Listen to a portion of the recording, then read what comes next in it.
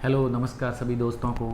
आज हम देश में, प्रदेश में और बाड़मेर लोकसभा सीट के ऊपर लोकसभा चुनाव को लेकर क्या स्थिति रही है, क्या कैसा चुनाव गया है। अभी देश के अंदर 4 चरण के अंदर लोकसभा चुनाव संपन्न हो चुका है और 3 चरण का चुनाव बाकी बचा है। तो देश के अंदर मोदी लहर कैसी चल रही है, बीजेपी का माहौल कैसा है और क्या देश में तीसरी बार मोदी सरकार आएगी। प्रदेश के अंदर, राजस्थान के अंदर मिशन 25 बीजेपी का क्या वो सफल हुआ है, वहाँ क्या स्थिति रही है, बाड़मेर लोकसभा सीट का परिणाम वो कैसा रहेगा। इसके ऊपर आज हमारे साथ बात करने के लिए भाजपा के पूर्व जिला अध्यक्ष स्वरूप सिंह जी खड़ा है। आप 2023 विधानसभा चुनाव के दौरान शिव विधानसभा से प्रत्याशी भी थे और संगठन में लंबे समय से काम कर रहे हैं। जिला महामंत्री थे पहले, उससे पहले संघ में काम कर रहे थे। तो संगठन को लेकर ज़मीनी स्तर पर आपकी पकड़ मजबूत है और आज हमसे आप बात करेंगे। आपका बहुत बहुत स्वागत है। धन्यवाद। तो आप पिछले काफ़ी समय से फॉरेन टूर पर थे, तो वो यात्रा संपन्न करके आज भारत की भूमि पर आए हैं, दिल्ली पधारे हैं। तो आज हमसे बातचीत करेंगे। तो भारत भूमि पर आपका स्वागत है। धन्यवाद। तो पहला सवाल आपसे ये है कि देश के अंदर लोकसभा चुनाव के 4 चरण बीत चुके हैं, तो देश में अब आपको क्या माहौल लग रहा है? क्या बीजेपी 400 पार के नारे की तरफ आगे बढ़ रही है या कांग्रेस के नेतृत्व में इंडिया गठबंधन है वो कम बैक कर रहा है? देखिए, ये 400 पार का जो नारा है, ये जनता की भावना है। जनता की भावनाएं, चाहे छोटी बैठकें हो चाहे बड़ी सभाएं हो, उस जनता की भावना और जो उत्साह है, उस उत्साह पर दिया हुआ नारा है। निश्चित रूप से जनता इस नारे को सार्थक करेगी, पूरा करेगी। तो राजस्थान के अंदर 14 और 19 के अंदर जिस तरीके से मिशन 25 का नारा दिया गया और मिशन 25 का नारा सफल भी हुआ, 19 में हालांकि एक सीट वो नागौर में गठबंधन को दी गई, लेकिन वो भी बीजेपी की गठबंधन की थी। तो इस तरीके से 14 और 19 के नारे को आप मिशन 25 सफल कह सकते हो। लेकिन इस बार मिशन 25 है कहीं न कहीं वो कमज़ोर पड़ता हुआ दिख रहा है। तो आपको क्या लगता है, ये पूर्व मुख्यमंत्री वसुंधरा राजे का रणनीतिक कौशल था या भजन लाल जी का कम अनुभवी होना? इसको आप किस तरह देखते हैं? देखिए, दोनों नेताओं में अच्छा कौशल भी है, अच्छे राजनीतिक गुण भी है। आदरणीय वसुंधरा राजे जी 2 बार सीएम रही, उन्होंने राजस्थान में बहुत अच्छा काम किया। माननीय भजन लाल जी भी ही मुख्यमंत्री बने, तो उसके बाद में संगठनात्मक अनुभव उनके पास लंबा था, रहा भी है। मुख्यमंत्री बनते ही उन्होंने कुछ संकल्प जो लिए थे मैनिफेस्टो में, वो पूरे भी किए। विशेष करके पेपर लीक वाले मामले में तुरंत अपराधियों को उन्होंने जेल में डालना शुरू कर दिया। और इन चुनाव में भी उनके राजनीतिक कौशल का जो एक प्रदर्शन राजस्थान में अच्छा रहा। और निश्चित रूप से इस बार भी 25 की 25 सीटें आएगी, ये जनता का मन है। क्योंकि जनता जो बूथ पर जाकर के जो वोट देती है, एक पुरानी कहावत है ना कि पैसे उधार दिए जा सकते हैं, लेकिन वोट किसी से ज़बरदस्ती नहीं दिलवाया जा सकता। तो मोदी जी के नाम पर, भाजपा के नाम पर, भाजपा के प्रत्याशी को और कमल के फूल को जनता वोट क्यों देती है, उसके कई कारण हैं। आज भारत में जिस प्रकार से राष्ट्रवाद का अनुष्ठान प्रबल हुआ है, भारत हर पायदान पर समूचे विश्व में जो मजबूत हुआ है, इन विषयों को लेकर के जनता वोट देती है। कोई भी चेहरा हो, निश्चित रूप से नरेंद्र मोदी जी के ऊपर जनता को भरोसा है, मोदी जी की गारंटी है।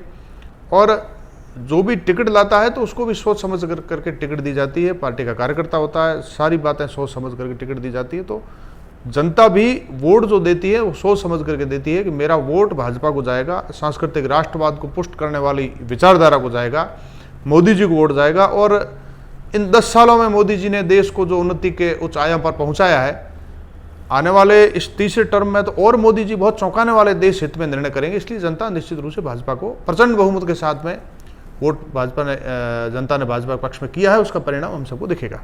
देश के गृह मंत्री है अमित शाह जी, जिनको भाजपा का चाणक्य कहा जाता है, उन्होंने अभी कुछ ही दिन पहले एक टीवी इंटरव्यू के अंदर ये बोला था कि पूछा कि भाई मिशन 25 आपकी बार आपका क्या है, जो क्लीन स्वीप करेगी, 400 सीट का नारा वो कैसे सफल होगा।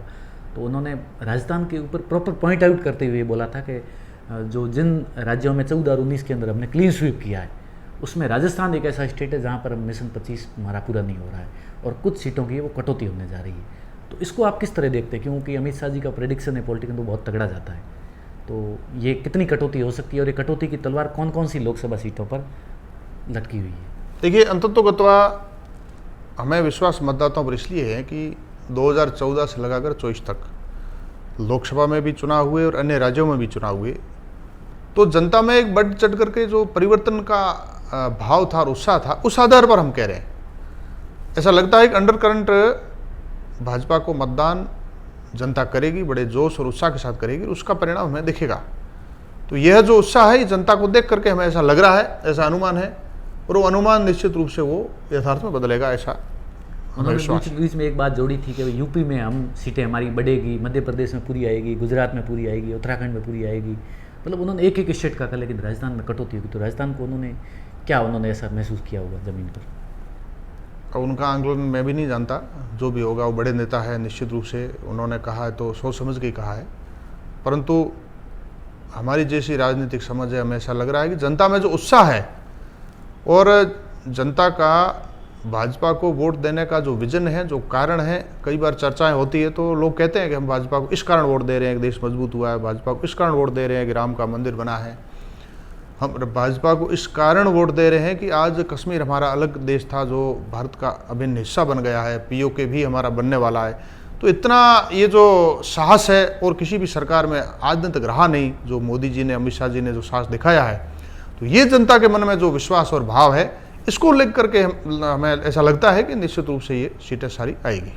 7 चरण में देश का चुनाव हो रहा है, उसमें 4 कंप्लीट हो गए और हमारा राजस्थान है वो प्रथम 2 चरण में ही संपन्न हो गया। उसमें हमारी जो संसदीय क्षेत्र है, लोकसभा सीट है बाड़मेर, वो दूसरे चरण में थी। 26 अप्रैल को वहाँ मतदान हुआ और जो बाड़मेर लोकसभा सीट है वो प्रदेश की नहीं, देश की सबसे हॉट सीटों में उसकी गिनती होती थी। पूरा देश का मीडिया है वो वहाँ पर कवरेज कर रहा था। इतनी हॉट सीट बाड़मेर में अब की बार क्या होने जा रहा है? आपने भी पूरा चुनाव प्रचार देखा है, मतदान भी संपन्न हो गया, तो आप भी संगठन के जुड़े हुए हैं, तो आपको क्या लगता है क्या रिजल्ट वहाँ रह सकता है? कैसा चुनाव प्रचार था आपका? देखिए, कई बार दोनों ही पार्टियों के जब उम्मीदवार होते हैं तब सहज चुनाव हो जाते हैं, रिजल्ट जो भी आना आ जाता है। परंतु कई बार त्रिकोणीय संघर्ष होता है, तब सीट वो चर्चा में भी आती है। तो त्रिकोणीय संघर्ष के कारण ये सीट चर्चा में आई। परंतु जनता में जो उत्साह और अंडरकरंट भाजपा को वोट करने का जो संकल्प है, उस आधार पर हमें भरोसा है कि भाजपा को सीट आएगी।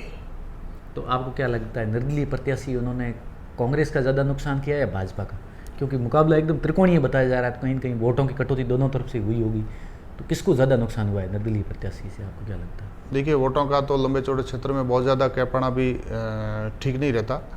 अब इतने सारे उम्मीदवार होते हैं, त्रिकोणीय मुकाबला होता है, तो एकदम अपन कह नहीं सकते कि कौन से वोट कहाँ किधर गए।